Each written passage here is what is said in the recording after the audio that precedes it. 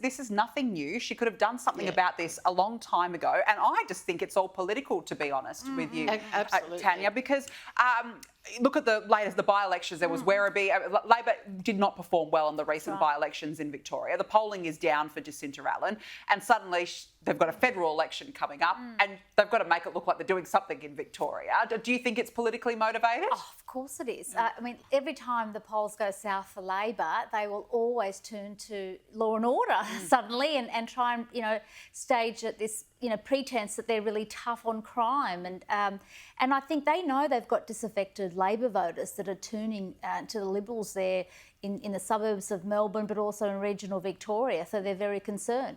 Look, I've got to say, credit to the coalition down there for at least staying on the right side of the Labor Party when it came to moving different amendments, which didn't get up, but at least they were trying to push for tougher laws. Well, in contrast to New South Wales Liberals, where last night I sat in the chamber where we had our own bail laws that were being extended by New South Wales Labor for another 3 years. The coalition in New South Wales voted with the Greens to actually cut that back by 18 months, to end the bail laws in 18 months. What are they doing? You tell me what's going on in New South Wales Liberal Party. But what is going on in the New South Wales Liberal Party, Tina? I'm focusing on the federal election. I would too. I'm just ignoring state politics. But I do like the fact that the coalition in Victoria argued for 15 hours not to have the word tough because they didn't consider them tough. So good on them. So good on them. Well, that's on the right side, absolutely. Yes. Now, look, speaking of Victoria, the government has lost its bid to keep secret the coronavirus briefings used to justify sending Victorians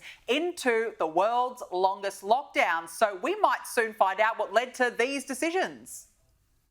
Exercise is just that. It's not an opportunity for 7 families to catch up in the park. There will be no removal of masks to consume alcohol outdoors. A whole bunch of people down the Ryback Beach last night who thought the best thing to do was to go and watch the sunset. I'm sure it was a beautiful sunset. But that's not in the spirit or in the letter of these rules. Oh, it just sends shivers up my spine, let me tell you this. Tina, no wonder Labor wanted to keep this quiet. It triggers me. It's triggering. It's scary. Everyone.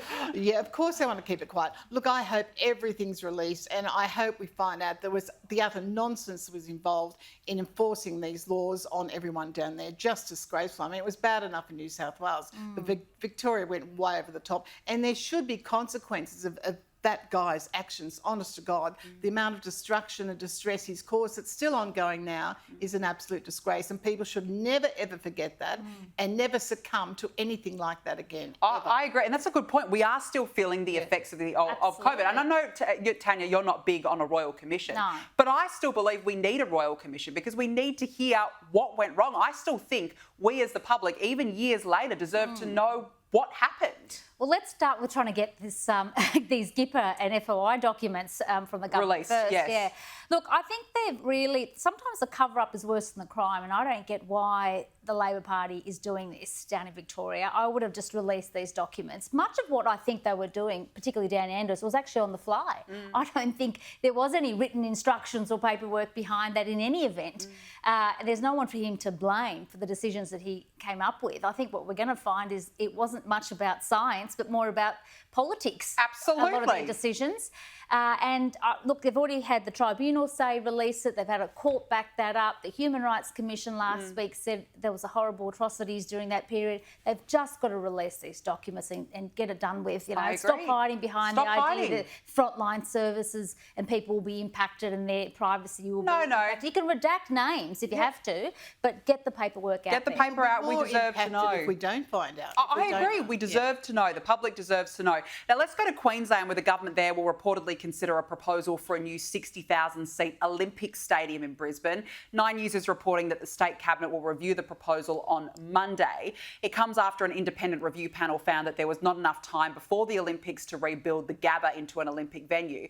Tina, this is going to be interesting. I think maybe a political hurdle for David Crisafulli there, because he promised during the election that there would be no new stadiums under his watch, and now he could be reneging on that. How do you think that will play out? Well, I'm not so concerned with the state governments, but I'm concerned how it'll impact a federal election. If he has to go back on his word. I can't understand why this review is released so late. I mean, we're very fastly creeping up to that Olympics. So it's going to be interesting how he manages that. I think cost will be a major factor when it goes before the Cabinet. So we'll just wait and see. Well, because the thing is, Olympics are a burden on any economy. Huge burden. And that is something he has to take into effect in general, Tania. But now to then rebuild a whole stadium, that's a lot of money. Well, look, it looks terrible for him to renege on his pledge that he only did a few months ago. But I've also got to say, look, be careful, because 2000 Sydney Olympics, we built a lot of infrastructure at that time that had become redundant. And a good example of that is the velodrome in Bankstown is a total white elephant, okay? So I think what's most important is there are alternative uses. Whatever you do build in Brisbane, you want to make sure that that stadium can actually be used beyond 2032 Olympics. What else can Queenslanders do with the site? You know, will there be a good return to the Queenslander? That's how you make an announcement. You announce that there's other alternatives other than the use for Olympics, so that Queenslanders can actually see that there's value for money. It needs value for money, absolutely. Well, we've run out of time. That goes so quick, our panel, doesn't it? Tania Mihailuk, Tina McQueen, good to have you both on. Have a nice weekend. Thank you so much for joining me.